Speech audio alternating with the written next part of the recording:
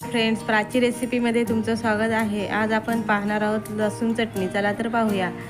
7 ते 8 सुक्या मिरच्या घेतल्या आहेत, ते 2 तास भिजत ठेवल्या होत्या। अर्धी वाटी लसूण थोडंसं पाणी घालून मिक्सरला वाटून घेते। जाडसर जास्त वाटून घ्यायचं नाही, बारीकच घ्यायचं आहे। आता एक पातेलं ठेवलं आहे, त्यात 2 चमचे तूप घालून त्यात जिरं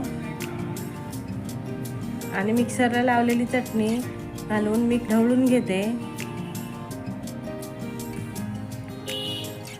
ही चटणी 7 ते 8 दिवस बाहेर राहते।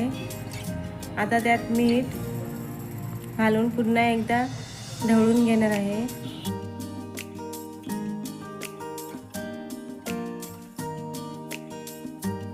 तेल सुटेपर्यंत शिजवून घ्यायची आहे।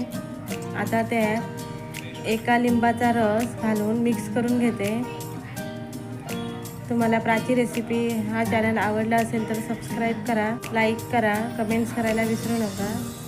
ही भाकरीसोबत किंवा चपातीसोबतही तुम्ही खाऊ शकता। थँक्यू।